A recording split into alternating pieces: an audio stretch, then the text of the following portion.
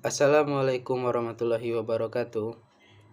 Pada kesempatan video kali ini, saya akan menjelaskan tentang isu-isu kontemporer manajemen sumber daya manusia. Terlebih dahulu, perkenalkan, nama saya Ragil Idan Janim 1904-2027 dari jurusan Ilmu Administrasi Negara Fakultas Ilmu Sosial Universitas Negeri Padang. Baiklah, langsung saja pada isu dan kontemporer. Isu merupakan perbedaan pendapat yang diperdebatkan, yaitu seperti masalah, fakta, evaluasi, atau kebijakan yang penting bagi pihak-pihak yang berhubungan. Definisi lainnya, isu, yaitu merupakan sebuah konsekuensi dari tindakan yang diusulkan seseorang atau pihak lain yang dapat membawa dampak dalam negosiasi pribadi dan penyesuaian sipil dan kriminalitas litigasi. Jadi, apa yang dimaksud dengan isu-isu kontemporer manajemen sumber daya manusia? Jadi, isu kontemporer sumber daya manusia merupakan suatu masalah yang terjadi pada saat ini mengenai sumber daya manusia, berhubungan dengan sistem rancangan formal dalam suatu organisasi di mana kebenarannya masih diragukan dan belum adanya kejelasan mengenai masalah tersebut. Isu-isu kontemporer manajemen sumber daya manusia adalah sebuah kondisi atau peristiwa yang terjadi di sebuah perusahaan yang dipengaruhi baik dari dalam organisasi maupun dari luar organisasi yang akan terjadi pada masa yang akan datang karena belum adanya keputusan yang dikeluarkan atau yang diambil.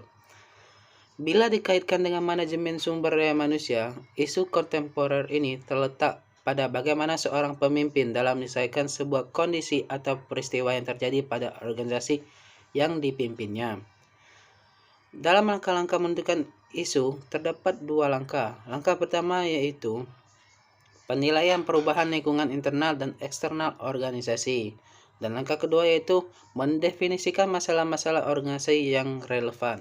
Contoh dari isu-isu kontemporer manajemen sumber daya manusia yang ada pada saat ini yaitu tenaga kerja mobile atau freelancer.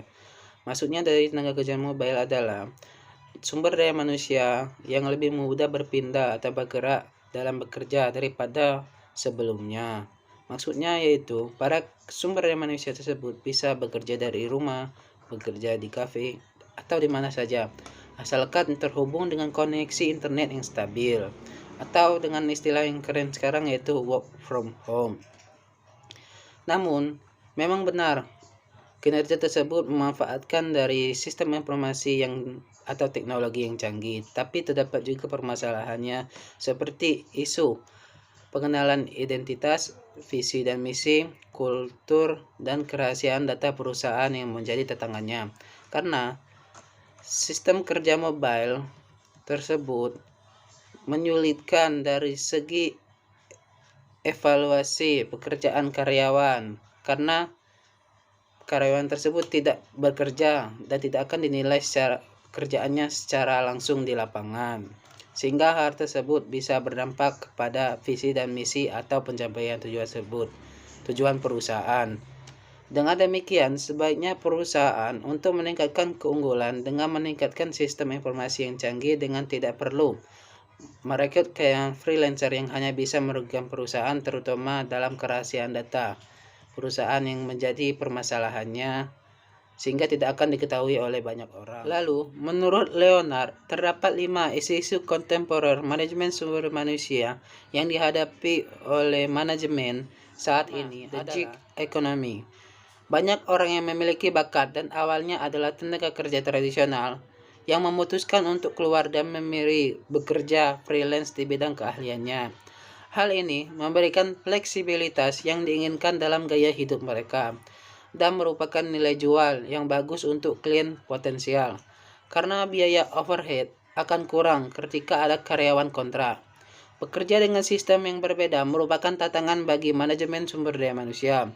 Jika bakat terbaik tidak tersedia lagi untuk posisi pool, manajemen sumber daya manusia harus mencari cara untuk membuat kontrak jangka panjang atau mengembalikan bakat lain. Yang kedua yaitu innovation and automation.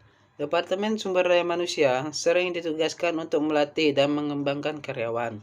Hal ini terkait dengan pelatihan khusus bagi karyawan agar dapat menggunakan kemajuan teknologi. Dalam beberapa kasus, Hal ini berarti harus berkoordinasi dengan pengembang teknologi untuk membuat pemrograman yang mudah diterapkan bagi karyawan. Dalam kasus lain, Departemen Sumber Daya Manusia harus membantu menerapkan dan menjalankan program pelatihan secara internal. Yang ketiga yaitu changing regulatory issue. Kepatuhan regulasi merupakan tugas utama manajemen sumber daya manusia. Tugas ini tidak berubah selama bertahun-tahun, hanya cakupannya yang berkembang terus. Oleh karena itu, manajemen sumber daya manusia harus menghadapi semua perubahan itu. Jika manajemen sumber daya manusia tidak mengikuti peraturan dan undang-undang baru, maka organisasi akan terkena tuntutan hukum, sanksi, dan pengawasan publik yang potensial. Yang keempat yaitu recruit and retaining top talent.